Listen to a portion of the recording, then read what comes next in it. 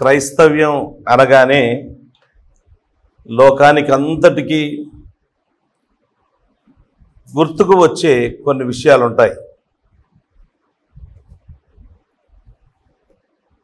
మనం వేరే మతాల గురించి వాటి గురించి మాట్లాడలేదు, కేవలము క్రైస్తవ్యం గురించి మాట్లాడుతూ ఉండగా, క్రైస్తవ్యం అనగానే ప్రేమ, శాంతి.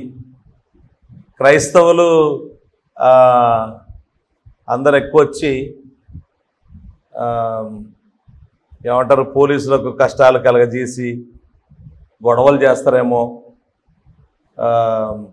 ఏమంటారు బస్సులు కాల్ చేస్తారేమో, ప్రభుత్వ ఆస్తులు ధ్వంసం చేస్తారేమో అని ఉంటుందా ఎక్కడైనా? ఈ మధ్యకాలంలో కొంతమంది అలా అనుకుంటున్నారు.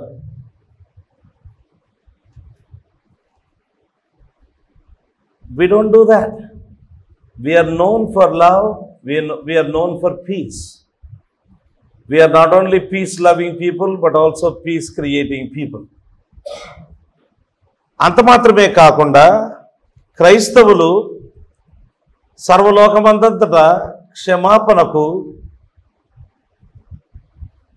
మాదిరి. క్రైస్తవ్యము అంటేనే వీరు క్షమిస్తారు అనే భావన బయటి వాళ్ళకు అందరికీ తెలుసు. ఇది వాస్తవం. ఎంతోమంది ఆ విధంగా క్షమించారు. వాళ్ళ కుటుంబీకులను అతి కిరాతకంగా చంపితే కూడా వాళ్ళను క్షమించడం జరిగింది. ప్రభుత్వం చేసుకునే పనులు వాళ్ళు చేసుకుంటారు, కానీ వీరి వైపు నుంచి క్షమాపణ అనేది సమృద్ధిగా ఇవ్వడం జరిగింది. క్షమాపణ లేకుండా నేను క్రైస్తవుణ్ణి అని చెప్పుకోవడం అనేది సరి అనేది కాదు.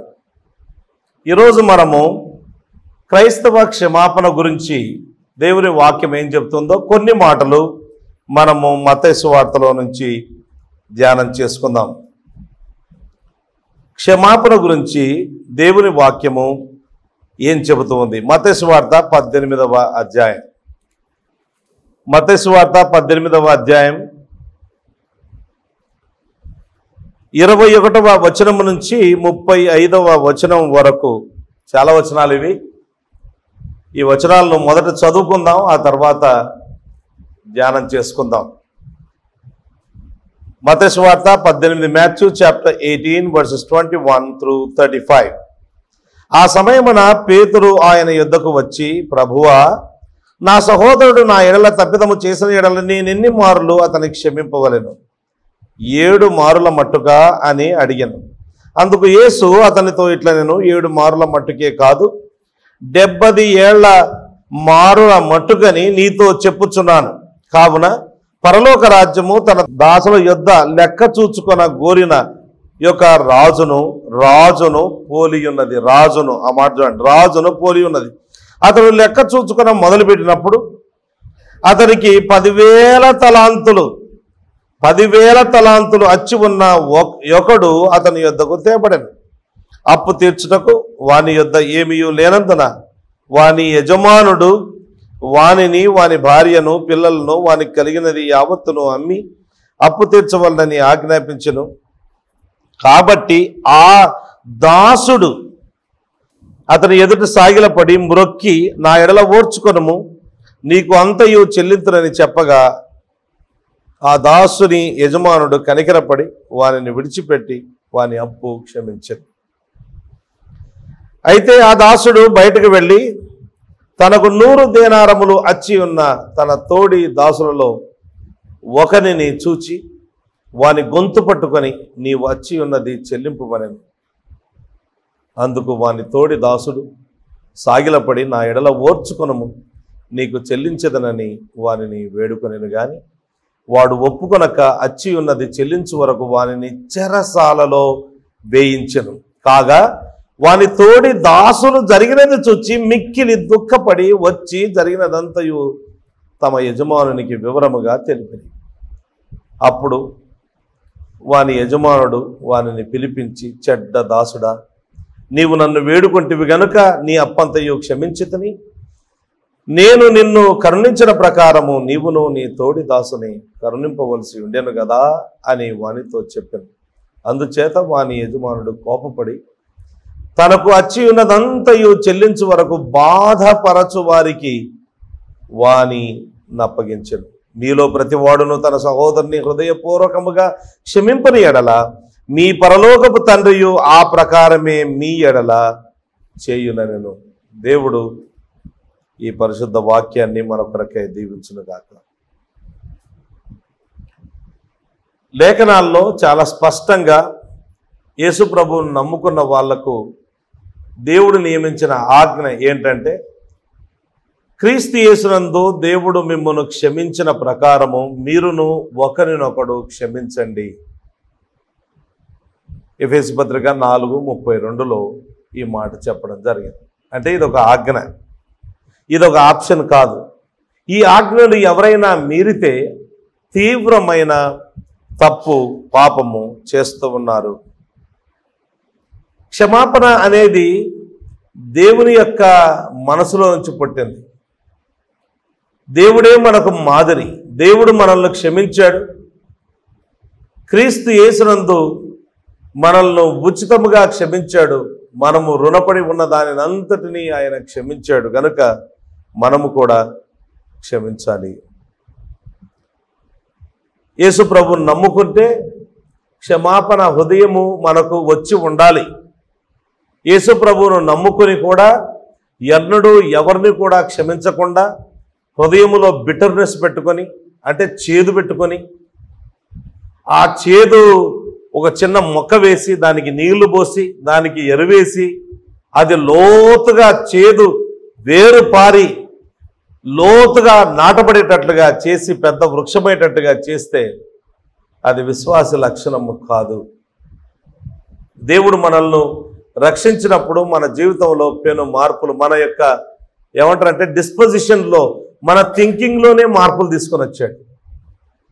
మన ఆలోచన విధానంలోనే ఆయన మార్పులు తీసుకొని వచ్చాడు. కనుక మనలో ఈ మార్పు రాలేదు అని అంటే మనల్ని మనమే పరీక్షించుకోవాలి. ఎన్నడూ ఎవరిని క్షమించే మనసు లేదు అని అంటే మనము విశ్వాసము కాదు అని దాని అర్థం, సింపుల్గా అంతే. ఇక్కడ యేసుక్రీస్తు ప్రభువు క్షమాపణ గురించి మాట్లాడుతూ ఉన్నాడు. మనం చదివిన ఈ లేఖన భాగంలో పేతురు యేసు ప్రభు దగ్గరికి వచ్చాడు.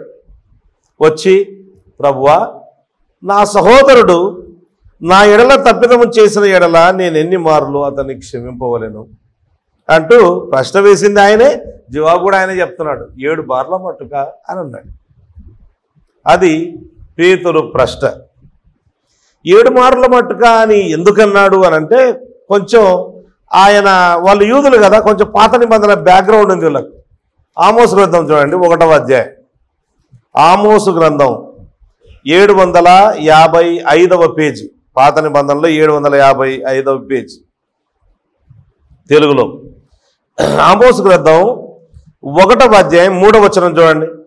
యెహోవా సెలవిచ్చినది ఏమనగా, దమస్కు 3 సార్లు 4 సార్లు చేసిన దోషములను బట్టి నేను తప్పకుండా దాన్ని శిక్షింతును. 6వ వచనం, గాజా 3 సార్లు 4 సార్లు చేసిన దోషములను బట్టి నేను తప్పకుండా దాన్ని శిక్షింతును. 9వ వచనం, తూరు 3 సార్లు 4 సార్లు చేసిన దోషములను బట్టి నేను తప్పకుండా దానిని శిక్షింతును. 11వ వచనం, ఎదోము 3 సార్లు 4 సార్లు చేసిన దోషములను బట్టి నేను తప్పకుండా వానిని శిక్షింతును. 13వ వచనం, అమ్మోనీయులు 3 సార్లు 4 సార్లు చేసిన దోషములను బట్టి నేను తప్పకుండా వారిని శిక్షింతును. ఆ దినాల్లో ఈ మాటలను ఆధారం చేసుకొని ఆ దినాల్లో ఉండే బోధకులు, రబ్బీలు అంటారు వాళ్ళను, యూదులు బోధకులు ఏం చెప్పారంటే, ఒక వ్యక్తిని 3 సార్లు మాత్రమే క్షమించాలి అని వాళ్ళు చెప్పడం జరిగింది. అది వాళ్ళ బోధ. యేసుప్రభు కాలంలో అందరికీ తెలిసిన బోధ ఏంటంటే, యూదులకు అందరికీ కూడా ఒక వ్యక్తి తప్పు చేస్తే 3 సార్లే క్షమించాలి. పేతురు ఏమనుకున్నాడంటే, డబల్ వేసుకుందాం అని కొంచెం ధారాళమైన వ్యక్తిగా, ఉదార స్వభావం కలిగిన generous, I want be generous. వాళ్ళు అలా చెప్పారు కానీ నేను ఐ వాంట్ బి జనరస్ అని 6 సార్లు అని 6 ఏం బాగుంటుంది, 7 పరిపూర్ణమైన సంఖ్య కదా అని 7 చేసేసాడు అన్నట్టు పరిపూర్ణంగా. సో 7 సార్ల మట్టుగా 7 మార్ల మట్టుగా అని ఆ విధంగా చెప్పడం జరిగింది. 3 సార్లు క్షమించాలి, 4వసారి తప్పకుండా శిక్షించాలి అని యూదులు చెప్తే ఈయన 7 సార్ల మట్టుగా అని కొంచెం విశాల హృదయంతో యేసు ప్రభువుకు ఆయనే ఆప్షన్ కూడా ఇచ్చాడు, ఎన్నిసార్ల మట్టుకు క్షమించాలని, ఎన్నిసార్ల మట్టుకు అని. యేసు ప్రభు ఇచ్చిన జవాబు చూడండి, 22వ వచనములో యేసు ప్రభు జవాబు చెప్తున్నాడు. అందుకు యేసు అతనితో ఇట్లైనా 7 మారుల మట్టుకే కాదు 70 ఏళ్ల మారుల మట్టుకని నీతో చెప్పుచున్నాను. ఇన్ఫ్యాక్ట్ ఇంగ్లీష్లో 70 times 7 అని ఉంది, అంటే 490 times. 70 times 7 ఇది ఊరికే 490 వరకే అని దీని భావం కాదు. యేసుక్రీస్తు ప్రభు ఆయన 7 చెప్పాడు కాబట్టి ఆయనకు ఇలాంటి జవాబు ఇవ్వడం జరిగింది. అసలు నిజమైన ప్రేమ అపకారమును మనసులో ఉంచుకొనదు అని అపోస్తలుడైన పౌలు 1 కొరింథీ పత్రిక 13:5లో రాయడం జరిగింది. True love does not keep accounts. అక్కడ వాడిన గ్రీకు పదం ఎలాంటి పదం అంటే ఆ దినాల్లో బిజినెస్లో వాడేవాళ్ళు ఆ పదం. పద్దు పుస్తకం రాసుకునే వాళ్ళు కదా పూర్వకాలంలో, ఎవరెవరు అప్పు తీసుకున్నారు మన దగ్గర, ఏ డేట్కి అప్పు తీసుకున్నారు, ఎప్పుడు ఇస్తామన్నారు, ఎంత వడ్డీ ఇస్తామన్నారు, ఇప్పుడు వరకు ఎంత చెల్లించారు, ఇంకా ఎంత చెల్లించవలసి ఉన్నది అని రాసుకునే వాళ్ళు. ఆ భాష వాడాడు అపోస్తలుడైన పౌలు. మనము అలా చేయకూడదు అని అన్నాడు. బిజినెస్లో ఏదైతే అవసరమో అది దైనందిన జీవితంలో అవసరము కాదు, అది ప్రమాదము. అలా లెక్కలేసుకుంటూ పోతే చాలా ప్రమాదము. అలా లెక్కలు వేయకూడదు. బిజినెస్లో అవసరం అది రాసుకోవాలి, లేకపోతే మర్చిపోతాం. ప్రమాదమైంది. అనవసరమైన డబ్బులు మనం కట్టుకోవాల్సి వస్తుంది. ఒకసారి నేను అలాగే చేశాను చాలా సంవత్సరాల కిందట. ఇన్కమ్ క్లారిటీ ఉంటుంది మనకు వచ్చే ఇన్కమ్. నేను ఎక్స్పెండిచర్ చేసేది రాయలేదు. నా సొంత అకౌంట్లో నుండి, నా సొంత అమౌంట్లో నుండి చాలా డబ్బులు 25 సంవత్సరాల కిందట చాలా డబ్బులు పే చేశాను. ఆ దినాల్లో it was a huge amount of money. Maybe ఒక 4-5 నెలల జీతం కంటే ఎక్కువనేమో. I had to pay because that is the situation. అలా పే చేయాలంతే. నేను దానికి బాధ్యునిగా ఉన్నప్పుడు పే చేయాలి. సో బిజినెస్లో అవసరం కానీ జీవితంలో అవసరం లేదు, అలా రాసుకోకూడదు. ప్రేమ అపకారమును మనసులో ఉంచుకున్నదు. Does not keep the records. ఓసారట ఒక ఆమె జెఈ యాడమ్స్ అనే ఒక గొప్ప దైవజనుడు ఉన్నాడు. ఆయనను ఏమంటారంటే ఫాదర్ ఆఫ్ న్యూథటిక్ కౌన్సిలింగ్ అంటారు. కౌన్సిలింగ్లో ఒక సిస్టమ్, అది ఓ స్కూల్ ఆఫ్ థాట్. దానికి పితామహుడిన, అంటే ఎంత మహనీయుడో చూడండి, ఎంత గొప్పవాడు. JEE Adams. ఆయన దగ్గరకు ఒక ఆమె వచ్చిందట. వచ్చి ఏంటమ్మా నీ సమస్య అంటే ఒక బుక్ ఆయన టేబుల్ మీద విసిరిద్దట. ఇలాగా చాలా మర్యాద, అలా విసరడమే మర్యాద. ఏం విసిరిద్ది అని ఆయన ఓపెన్ చేసి చూస్తే పర్సనల్గా ఈ A4 సైజ్ పేపర్లు ఉంటాయి కదా, ఆ పేపర్ని తీసుకుని టైప్ చేసిందట. డేట్లో 1974లో మార్చి మాసం 3వ తారీఖున మధ్యాహ్నం 12 గంటలకు నా భర్త నన్ను ఈ విధంగా అన్నాడు. తర్వాత ఏప్రిల్ మాసంలో నన్ను ఈ విధంగా కొట్టాడు. ఆ జూన్ మాసంలో నన్ను ఈ విధంగా తిట్టాడు అని మొత్తం అంతా రాసేసిందట. ఒక బుక్కే రాసి అక్కడ పెట్టేసింది. రియలీ హ్యాపెండ్, ఇట్స్ అ కట్టుకథ కాదు ఇది. మేము అలా చేయము అనొచ్చు. కొంతమందికి కంప్యూటర్ బ్రెయిన్స్ ఉంటాయి. అసలు ఈ పుస్తకాలైనా పేపర్లైనా పాడైపోతాయి, కానీ కంప్యూటర్ మాత్రం దీనికి వైరస్ రాదు, ఏమి రాదు. చచ్చిపోయేంత వరకు మనకెవరెవరు అన్యాయాలు చేశారో, ఎవరెవరు మనల్ని బాధ పెట్టారో, ఎవరెవరు మనకు హాని కలగజేశారో వాళ్ళను ఫ్రెష్గా ఆ తలంపులను ప్రతిరోజు ఓపెన్ చేసి ప్రతిరోజు చూసుకుంటూ కంఠస్థం చేసుకుంటూ ఉంటారేమో కొంతమంది అన్నట్టుగా ఉంటుంది. ఓసారట భార్య భర్తలు ఇలాగే బ్రూస్ హెచ్ విల్కిన్సన్ అనే గొప్ప దైవజనుడు ఉన్నాడు. ఆయన దగ్గరికి వెళ్ళారట. వెళ్తే అక్కడ భార్య ఆయన గురించి చెబుతూ ఉంటే ఆయన అన్నాడట, నీకు ఇవన్నీ ఎలా గుర్తున్నాయి అని అంటే, మర్చిపోతే కదా గుర్తుండకపోవడానికి ప్రతిరోజు నీళ్లు పోసి పెంచుతున్నా, నీళ్లు పోసి ఎరువు వేసి పెంచుతున్నా, మర్చిపోతే కదా.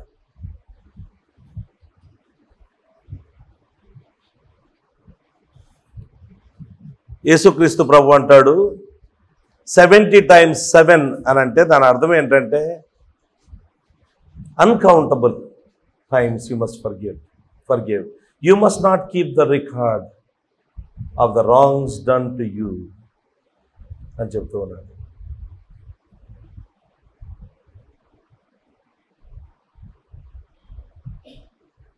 లెమెకు అనేవాడు ఆదికాండంలో చూడండి ఈ విధంగా వ్రాయబడింది. 4వ అధ్యాయం, ఆదికాండం 4వ అధ్యాయం 23-24వ వచనం. లెమెకు తన భార్యలతో ఓ ఆదా ఓ సిల్లా, ఈ వ్యక్తి లెమెక్ అనేవాడు మొట్టమొదటి బహుభార్య తత్వాన్ని పాటించిన వ్యక్తి అన్నట్టు, ఫస్ట్ పాలిగామిస్ట్. ఓకే, కనీసం 2 భార్యలు. లెమెకు తన భార్యలతో ఓ ఆదా ఓ సిల్లా, నా పలుకు వినుడి, లెమెకు భార్యలారా నా మాట ఆలకించుడి, నన్ను గాయపరిచినందుకై ఒక మనుష్యుని చంపితిని. పాప ప్రవేశము అప్పుడప్పుడే జరిగిపోయింది. మానవ జాతి అప్పుడప్పుడే పెరుగుతూ ఉన్న దినాలవి. ఆ దినాల్లో గాయపరిచినందుకు ఒక మనిషిని చంపేశాడు వాడు. నన్ను దెబ్బ కొట్టినందుకై ఒక పడుచు వాణ్ణి చంపితిని. ఇది క్రైస్తవ మనస్తత్వం కాదు.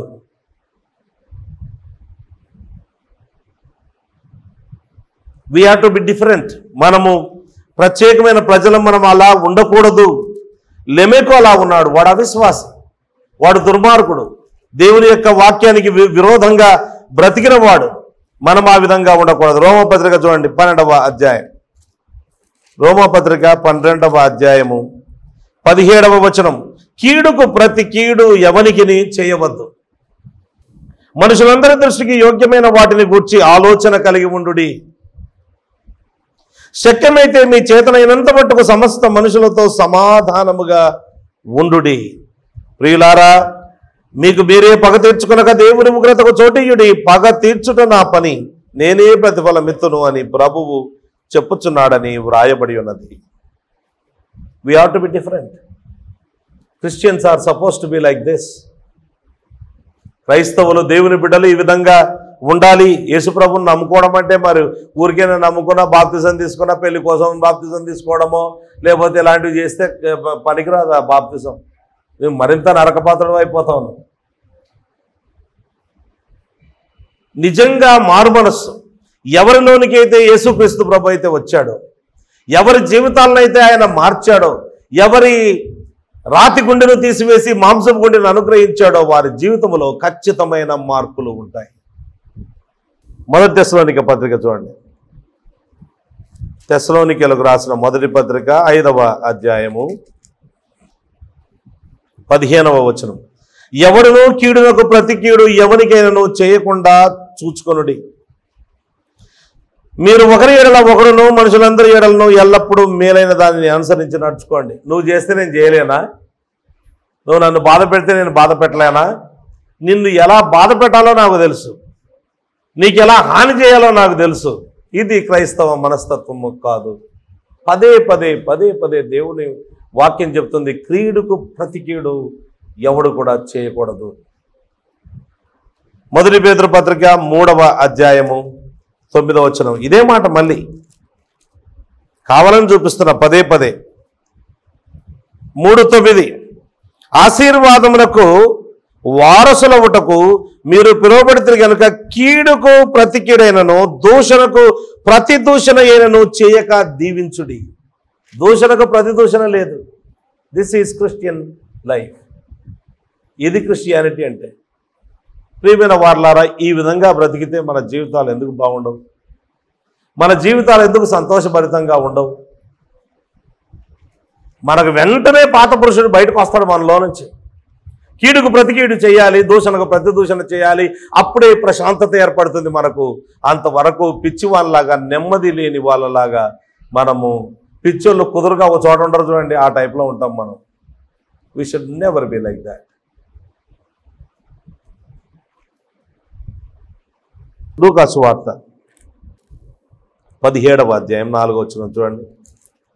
17వ అధ్యాయము 4వ వచనం. అతడు ఒక దినమున 7 మారులు నీ ఎడల తప్పిదము చేసి 7 మారులు నీ వైపు తిరిగి మారు మనసు పొందితనని నన్నిన ఎడల అతని క్షమింపవలెన నేను. ఇక్కడ ఇంకో మాట చెప్పాడు. ఒకటే రోజు 7 సార్లు ఎవరు చేస్తారు తప్పు? నీ ఎడలనే, మళ్ళా వేరే వాళ్ళ ఎడల కాదు. ఒకటే రోజు ఏదో 2 సార్లు చేశారు, 3 సార్లు చేశారు అనుకో, 7 సార్లు చేస్తారు ఎవరైనా. టైం ఎక్కడ ఉంటుందండి 7 సార్లు చేయడానికి? 7 సార్లు చేయాలంటే ఎంత టైం ఉండాలి? నీ ఎడలనే తప్పు చేయాలంటే ఎంత టైం ఉండాలి? Not possible. అలా చేస్తే కూడా చేసి వచ్చి ఆ వ్యక్తి నేను మారు మనసు పొందితిని అని ఒకవేళ చెబితే నీవు ఆ వ్యక్తిని క్షమించాలి అని కూడా ఇక్కడ వ్రాయబడి ఉంది.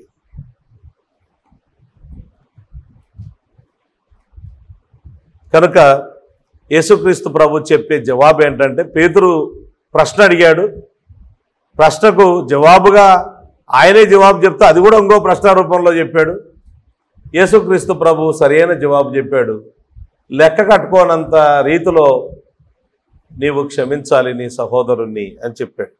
అంటూ ఒక ఉపమానం చెప్పాడు. ఇక్కడ స్టోరీ. యేసుప్రభు అద్భుతమైన స్టోరీ టెల్లర్.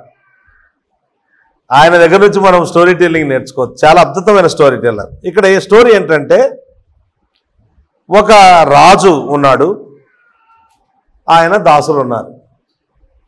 ఈ రాజు ఏం చేశాడంటే, ఒకరోజు లెక్క అప్పచెప్పమని అడిగాడు. ఆ లెక్క అప్పచెప్పమని అడిగితే తన దాసులు, అందులో ఒకడు వచ్చాడు.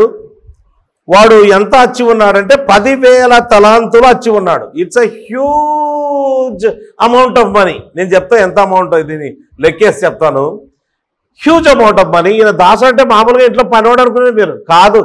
రాజుకు దాసులు అంటే సామంతరాజులు అని అర్థం, కప్పము చెల్లించే వాళ్ళు అని అర్థం. అది నాలో సామంతరాజులు ఉండేవాళ్ళు కదా. మేము చంపము, మిమ్మల్ని మేము కాపాడుతాం, మా రాజ్యంలోనే ఒక భాగంగా చూస్తాం, మీరు సుభిక్షంగా ఉంటారు, కానీ ప్రతి ఏటా మాకు మీరు ఇంత బంగారం పంపించాలి, మీ దగ్గర లభించే ఇన్ని వస్తువులు మా దగ్గరికి పంపించాలని రాజు నియమిస్తాడు. వీడికి 10,000 తలాంతులు నియమించాడు. Huge amount of money. ఆ దినాల్లో ఈవెన్ సామంత రాజులకు కాదు, రాజులకే పెద్ద అమౌంట్ ఆఫ్ మనీ ఇది. అటువంటి అమౌంట్ ఆఫ్ మనీని నియమిస్తే వాడు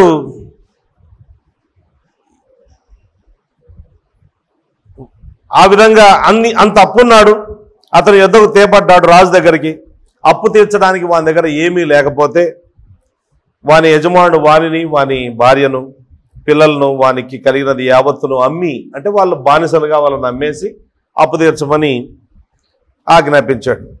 ఆ దాసుడు ఏం చేశాడంటే వెంటనే రాజు కాళ్ళ మీద పడి, నా ఎడల ఓర్చుకొనుము, గివ్ మీ సమ్ టైం, నీకు అంతయు చెల్లింతును. అసలు వాడికి చెల్లించే సాధ్యం అయ్యే పని కాదు వాస్తవానికి, కానీ నా ఎడల ఓర్చుకో, కొంచెం టైమి, నేను అంతా చెల్లిస్తాను అని అంటే ఆ యజమానుడు వాని మీద కనికరపడి, అంటే వాని దుస్థితి చూసి, వాని దయనీయమైన పరిస్థితిని చూచి, వాని అవసరత చూచి వాని మీద కనికరపడ్డాడు.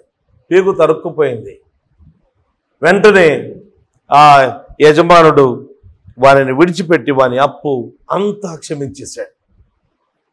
ఇది మామూలు క్షమాపణ కాదు. ఇంత అప్పును క్షమించడం అనేది చాలా పెద్ద విషయం. అయితే వాడు ఆ రాజు దగ్గర నుంచి బయటికి వెళ్ళి అలా రోడ్డు మీద నడుచుకుంటూ వెళ్తూ ఉంటే వానికి ఇంకొకడు అప్పు నడిచినవాడు ఎవరో. వాడెంత అప్పున్నాడు అని అంటే 100 దేనారములు అప్పున్నాడు. ఇట్స్ వెరీ స్మాల్ అమౌంట్, 100 దేనారాలు మాత్రమే అప్పున్నాడు. అప్పు ఉంటే పోవడంతోనే గొంతు పట్టేసుకున్నాడు. వాడిని పట్టేసుకొని నీవు అచ్చి ఉన్నది చెల్లింపుమనెను. అందుకు వాని తోడిదాసుడు సాగిలపడి, వీడు ఎలాగా రాజు ఎదుట సాగిలపడ్డాడో ఆ తోడిదాసుడు కూడా సాగిలపడి సేమ్ మాటలు, నా ఎడల ఓర్చుకొనుము నీకు చెల్లించదనని వారిని వేడుకొనేను. వీడు వేడుకోలేదు యాక్చువల్గా. ఇంత అచ్చి ఉన్నవాడు చూడండి అక్కడ, నా ఎడల ఓర్చుకొనుము నీకు అంతయో చెల్లించనని చెప్పగా వాడేమో చెప్పాడు, వీడేమో వేడుకుంటున్నాడు. తక్కువ అప్పు ఉన్నాడు, 100 దేనారములు అప్పున్న వాడు వేడుకుంటూ ఉన్నాడు. వేడుకుంటూ ఉంటే వాడు ఒప్పుకొనక అచ్చి ఉన్నది చెల్లించు వరకు వారిని చెరసాలలో వేయించాడు. ఈ విషయము ఆ రాజు యొక్క దాసులకు తెలిసింది. వీని తోడి దాసులు అన్నట్టు వాళ్ళు తెలిస్తే ఆ రాజు ఏం చేశాడు, వీని పిలిపించాడు. నువ్వు చేసిన పని ఏంటి? నేను ఇంతగా నిన్ను క్షమిస్తే నీవు అంత తక్కువగా ఇతరులను క్షమించలేవా అని వాని మీద కోపపడి, యజమానుడు ఇప్పుడు కోపం వచ్చింది ఆయనకు, కోపపడి వాడు అచ్చి ఉన్నది చెల్లించు వరకు వారిని చంపేవారికి కాదు బాధపరిచే వారి చేతులకు అప్పగించాడు అని ఇంకా ఒక పాయింట్ చెప్పాడు. మీలో, దాంట్లో నుంచి నేర్చుకునే పాఠం, మీలో ప్రతివాడును తన సహోదరుని హృదయపూర్వకముగా క్షమింపని ఎడల మీ పరలోకపు తండ్రియు ఆ ప్రకారం ఏంటి, ఏ ప్రకారము ఆ రాజు ఎట్లా చేశాడో అట్లాగే మీ ఎడల చేయును. This is the story. So ఇందులో మనం ఏం చూస్తున్నామంటే ఈ రాజు ఎంత విస్తారంగా క్షమించాడో ఒకసారి మనము ఆలోచన చేద్దాం.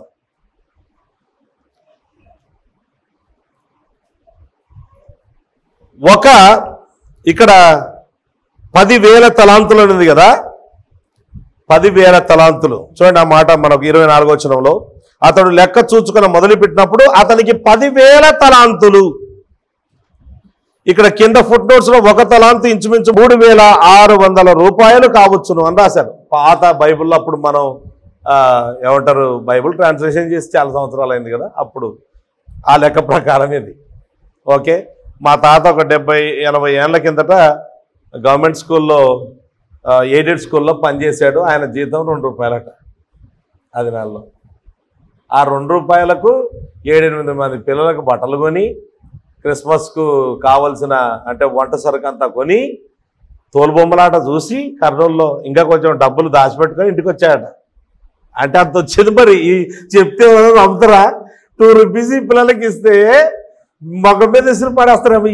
ఏమొస్తుంది చెప్పు మమ్మీ, నువ్వే చెప్పు, ఏమొస్తుంది దీనికి? చాలా కాలం కిందటి మాటలు మాట్లాడుతున్నాం మనం. అప్పట్లోనట ఒక టాలెంట్ అంటే 6,000 దేనారములు. 1 దేనారము ఒక రోజు కూలి. మత్తయి సువార్త 20వ అధ్యాయం 2వ వచనంలో ఉంటుంది. 1 దేనారమును కూలికి ఒడంబడిక చేసుకుని వెళ్ళారు వాళ్ళు ద్రాక్ష తోటలో పనిచేయడానికి. అంటే ఒక వ్యక్తి, ఒక సామాన్యుడు పనిచేస్తే, ఈవెన్ ఆ దినాల్లో సోల్జర్ పనిచేస్తే కూడా రోజుకు 1 దేనారం ఇచ్చేవాళ్ళంట. అంటే ఈ లెక్కన వేసుకుంటే 6,000 దేనారములు అనంటే 17 సంవత్సరాల జీతం. అంటే 1 తలాంతు 17 సంవత్సరాల జీతం ఒకరికి. 10,000 తలాంతులు అంటే 10,000 మందికి 17 సంవత్సరాల జీతం. 10,000 మందికి 17 సంవత్సరాల జీతం. అంత అచ్చి ఉన్నాడు వీడు. మామూలు కాదండి ఇది. ఆ దినాల్లో రోమా సామ్రాజ్యం పాలస్తీనా దేశాన్ని సామంత దేశముగా పెట్టుకున్నారు. పాలస్తీనా నుంచి రోమాకు 900 టాలెంట్స్ మాత్రమే వెళ్ళేవట. 900 తలాంతులు మాత్రమే వెళ్ళాయి. వీడు 10,000 తలాంతులు. 1000 కూడా కాదండి, ఓన్లీ దేశమంతా కలిపి 900 పంపిస్తే చాలు సంవత్సరానికి. దేవాలయంలో సొలొమోను కట్టించిన దేవాలయంలో విస్తారంగా బంగారు వాడారు కదా. ఎంత వాడారు అంటే 8,000 తలాంతులు వాడారట. అండ్ దిస్ ఫెలో ఎంత అప్పున్నాడు అంటే 10,000 తలాంతుల అప్పున్నాడు. ఈ అప్పు తీర్చడము సాధ్యం కాదు. ఇంకా వాడు దేశాన్నంతా అమ్ముకున్నా కానీ తీర్చడం సాధ్యం కాదేమో, అంత భయంకరమైన అప్పు ఉంది ఇక్కడ. అంటే చాలా విస్తారమైన అప్పు. కావాలని యేసుప్రభు వాళ్ళ ఆ స్టోరీ చెప్పాడు. ఎందుకంటే ఆయన మన పట్ల చూపించిన వెలకట్టలేనిది. ఆ క్షమాపణను ఎన్నడూ ఆలోచించినా కానీ అది ఇంత ఎలా క్షమించావు ప్రభువా అని అనుకోవాల్సిందే ఆల్వేస్. అంతే.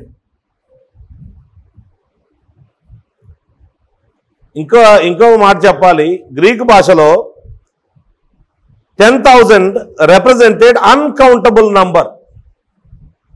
ప్రకటన గ్రంథం 5వ అధ్యాయం 11వ వచనంలో మనం ఏం చూస్తామంటే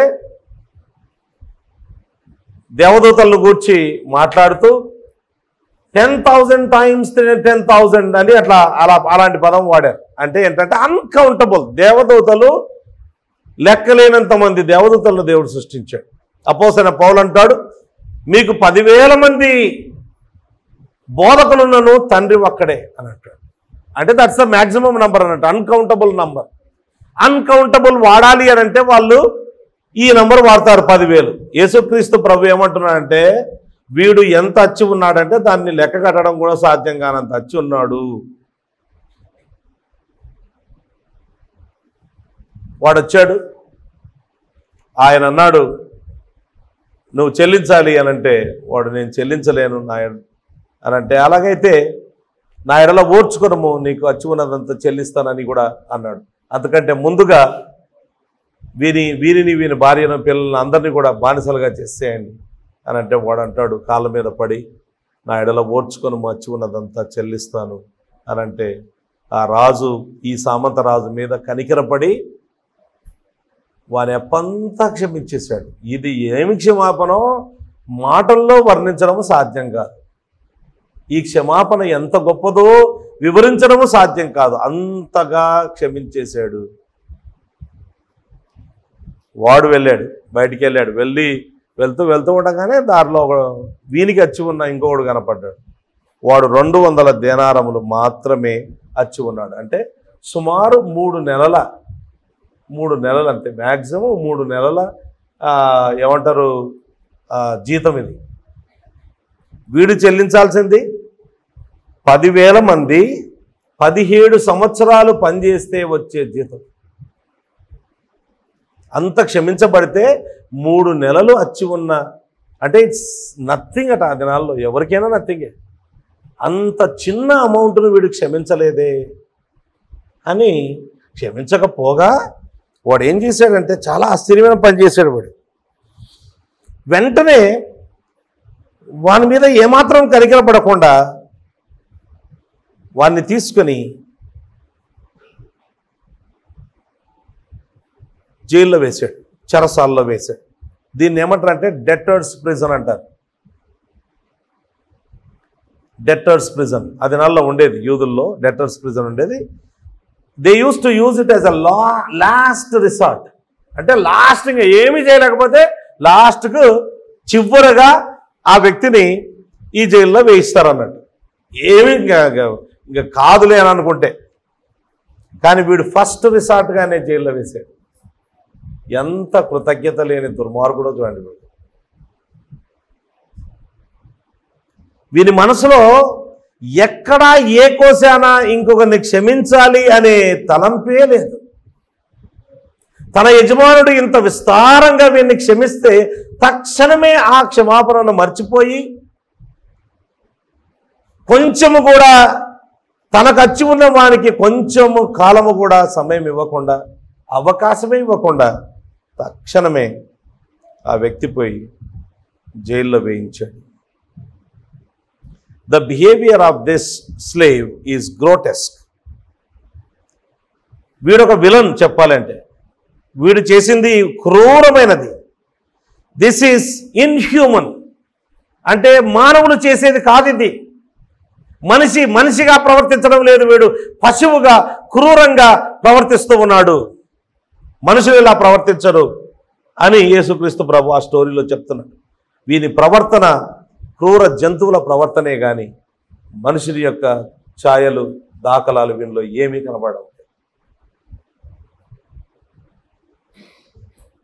ఈ విషయం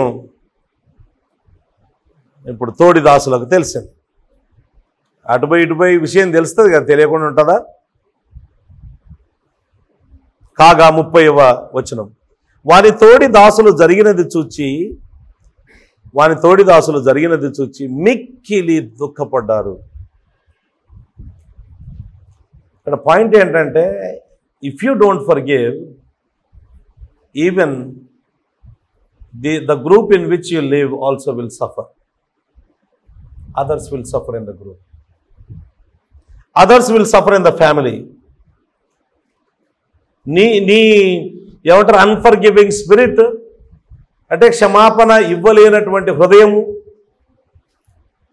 చేదు మనస్సు, ఇది అంతటితో ఆగిపోదండి, వేరే వాళ్ళను కూడా బాధ పెడుతుంది. వారు మిక్కిలి మామూలుగా కాదు, అసలు చెప్పనలవి కానంత అన్బౌండెడ్, అన్లిమిటెడ్ దుఃఖపడ్డారు వాళ్ళు. వీళ్ళ దుఃఖము ఇంతంత కాదు. అసలు ఎలా చేయగలిగాడు ఈయన అని మిక్కిలి దుఃఖపడ్డారు. వచ్చారు, జరిగినదంతయు తమ యజమానునికి వివరంగా చెప్పారు. ఇప్పుడు నెక్స్ట్ విషయం అదేంటంటే, యజమానుని యొక్క కోపం వస్తుంది యజమానునికి. అప్పుడు యజమానుడు వానిని పిలిపించి, చెడ్డ దాసుడా, you wicked servant, you wicked servant. Is not a good servant, is a wicked servant. Unforgiving servant is not a good servant, is a wicked servant. ప్రియమైన వారి మాటలు మనం గమనించాలి. ఇది ఎవరి కోసం చెప్పారో తెలుసా? మన కోసమే. క్షమించకపోతే నీవు దుష్టుడవు, దుర్మార్గుడవు. నేను దుష్టుణ్ణి, నేను దుర్మార్గుడు, చెడ్డవాణ్ణి.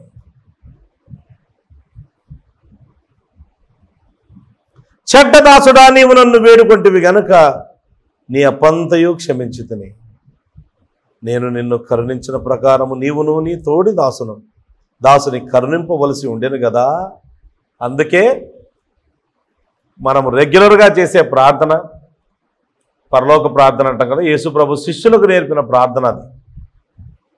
పరలోకంలో అలా చేస్తామని కాదు, తన శిష్యులకు యేసు ప్రభు నేర్పాడు ప్రార్థన, మాదిరి ప్రార్థన. అందులో మా రుణస్థులను మేము క్షమించి ఉన్న ప్రకారము మా రుణములను క్షమించు. యేసుప్రభు నేర్పించాడు రెగ్యులర్గా. మా అనుదిన ఆహారము నేడు మాకు దయచేయము అనేది రెగ్యులర్గా చేయాల్సిన పనే కదా. మా అనుదిన ఆహారం ఇట్స్ రెగ్యులర్. క్షమాపణ కూడా రెగ్యులర్. అయితే మేము మా రుణస్థులను ఎలా క్షమిస్తున్నామో నీవు కూడా మా రుణములను క్షమించు. సీరియస్ మాట అది, ఆలోచించి చెప్తున్నామా అంటే కండిషన్ పెట్టుకుంటున్నాం అని అర్థం. మేము క్షమించకపోతే మా రుణస్థులను నీవు కూడా మమ్మల్ని క్షమించవద్దు. లూకా సువార్తలో మనం చూసామన్నమాట.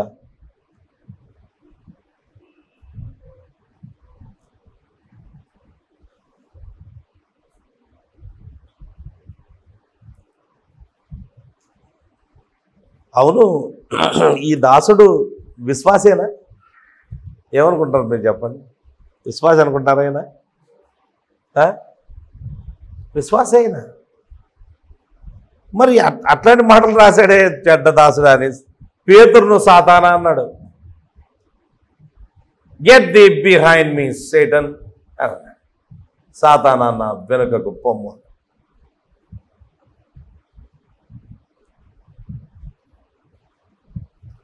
రెండవ రాజుల గ్రంథం 7:14లో వికెడ్ స్లీవ్ అనే పదం ఉంది. Talking about his own people. His own people.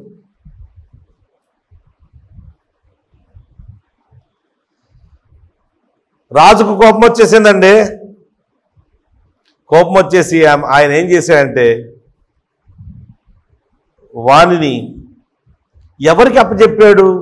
చంపేవారికి అప్పచెప్పినట్లేదు. He did not entrust him to the executioners, but he entrusted him to the torturers. అందుకే ఈయన విశ్వాసి.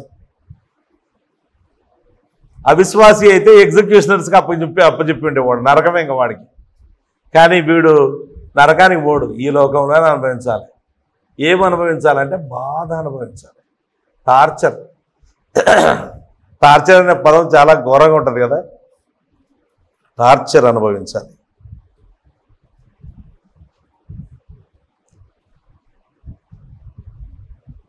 దేవుడు మనం పాపం చేస్తే దేవుడు మన మీద కోపగించుకుంటాడా?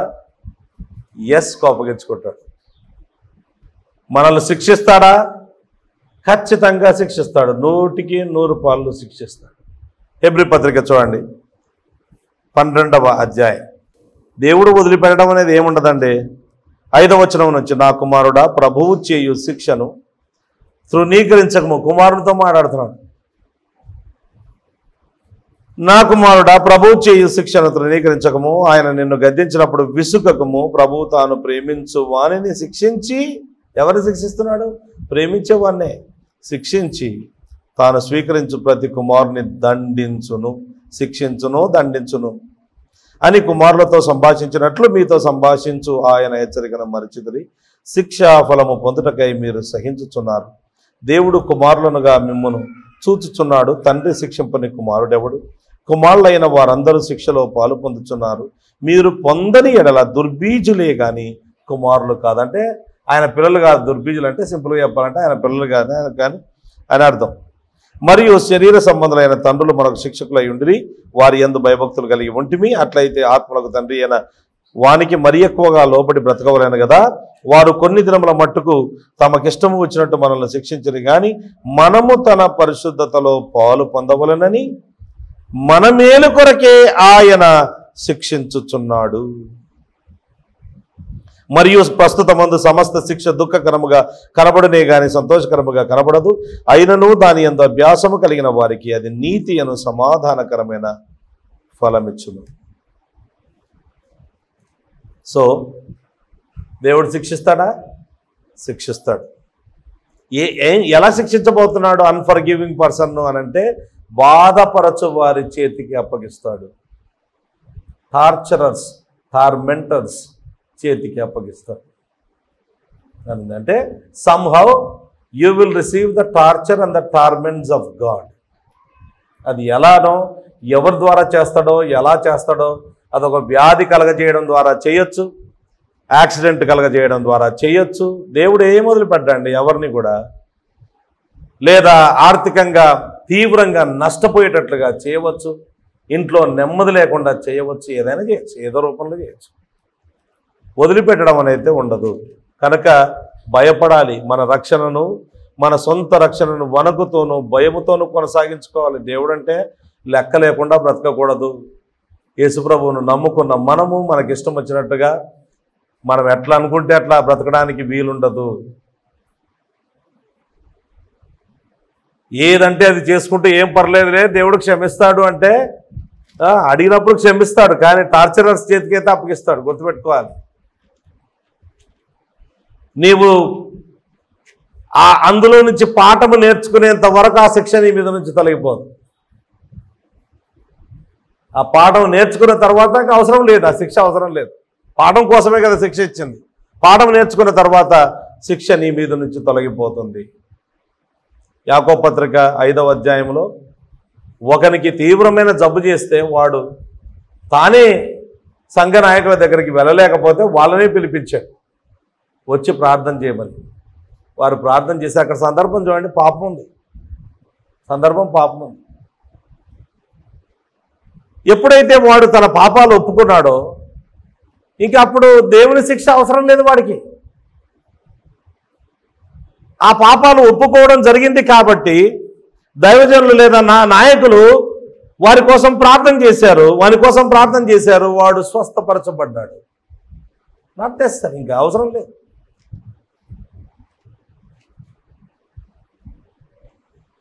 దేవుడు వర్షం ఇవ్వకుండా ఇశ్రాయేల్ దేశం మీద వర్షం ఇవ్వకుండా, శిక్షగా వర్షం ఇవ్వకుండా ఉన్నాడు.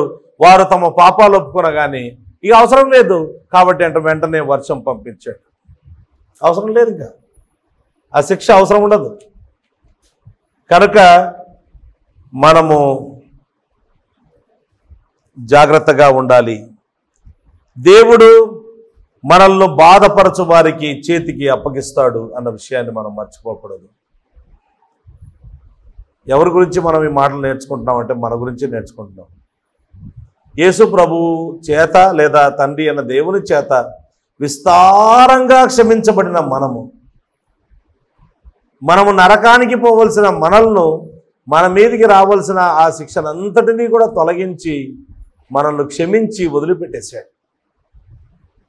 క్షమాపణ అనే ఆ పదానికి గ్రీకులో 2 ప్రాథమిక పదాలు ఉన్నాయి. ఒకటి కారిజోమాయి అంటే to forgive out of grace అని అర్థం. అఫియేమి అనే 2వ పదం ఉంది. అఫియేమి అంటే to let go or to lose అని అర్థం. దేవుడు మనల్ని తన కృప చేత విస్తారంగా క్షమించడం మాత్రమే కాదు, వదిలిపెట్టేశాడు. వీడిని కూడా వదిలిపెట్టేశాడు. చూడండి, వాడిని పోనిచ్చి ఆ దాసుని యజమానుడు కలిగినప్పుడు వాడిని విడిచిపెట్టి హి లెట్ హిమ్ గో.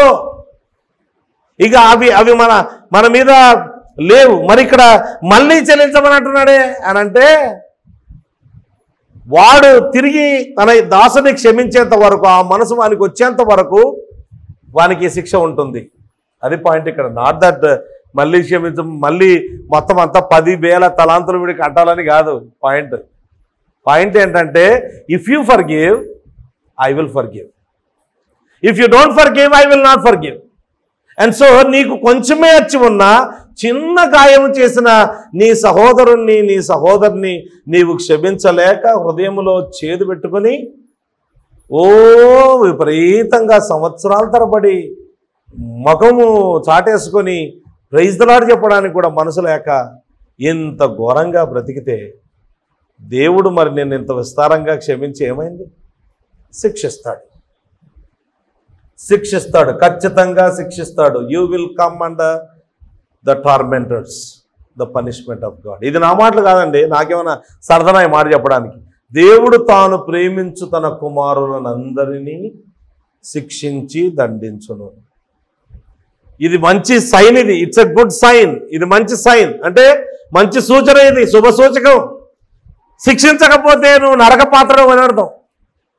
నిన్ను నరకం లేచి పడేసి ఇంక అక్కడ ఫుల్గా నిన్ను శిక్షిస్తాడని అర్థం.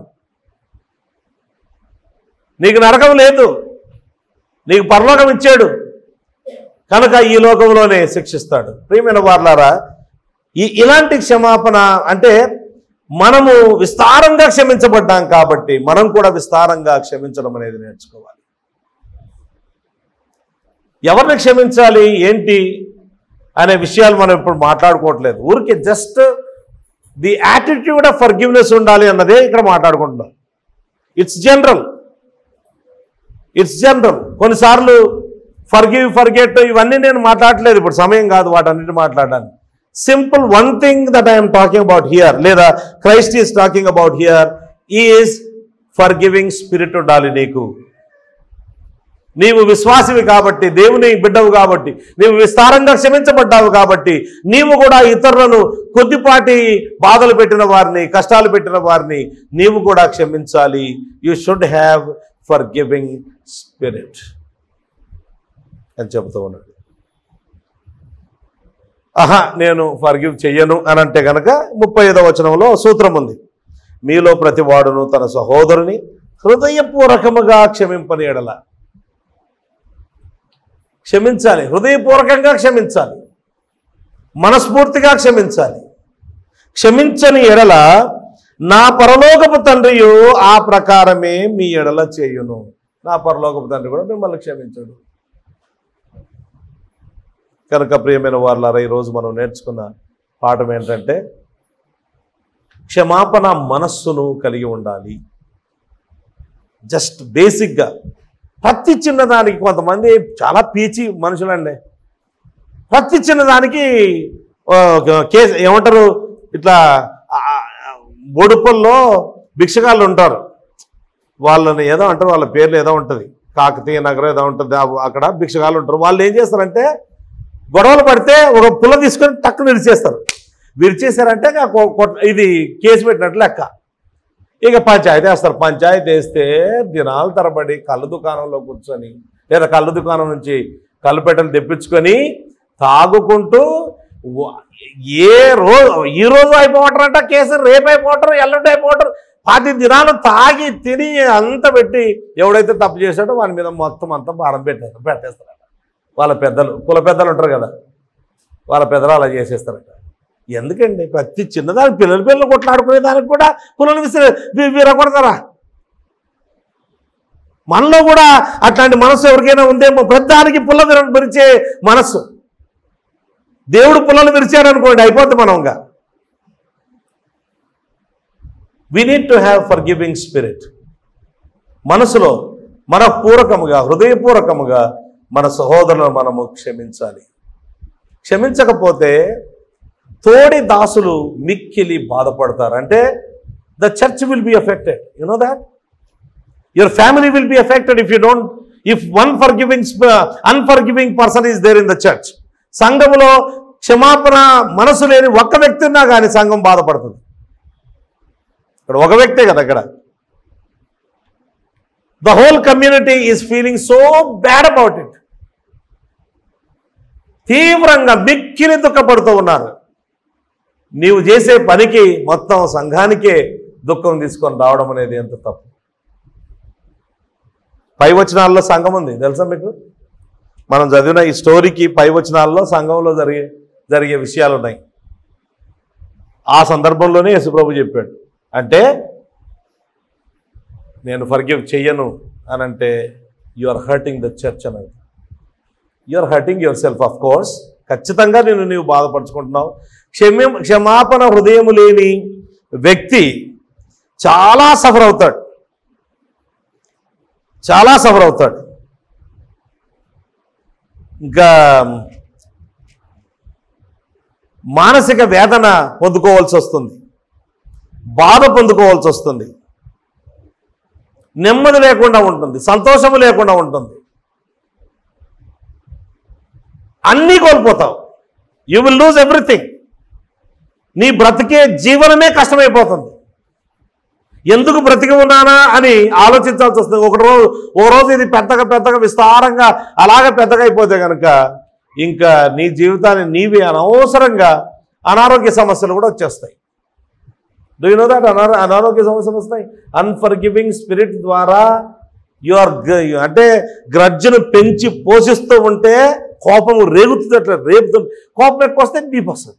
ఇక అలా అలా అలా రకరకాల సమస్య వస్తుంది. ఒకానొక రోజున దేవుడు నీకు ఏమంటారు మైండ్ మెదడు చిట్లిపోయి హాస్పిటల్ పాలయ్యేటట్టుగా కూడా అయ్యే అవకాశం ఉంది. ప్రమాదం. జాగ్రత్త. Don't unnecessarily develop unforgiving spirit. Let us not be like this fellow. ఈ మొదటి దాసుడు ఉన్నాడు కదా, వానిలాగా మనం ఉండకూడదు. It's a story by contrast. You should not live like that. అలా ఉంటే నీవు హానికరమైన పరిస్థితుల్లో నీకు నీవే హాని కలగజేసుకుంటావు అని తెలియజేస్తూ ఉన్నాడు. కనుక ఒక మాట మనము దేవుని వాక్యంలో నుంచి చదువుకొని మనము ముగించుకుందాం. ఎఫెసీ పత్రిక 4వ అధ్యాయం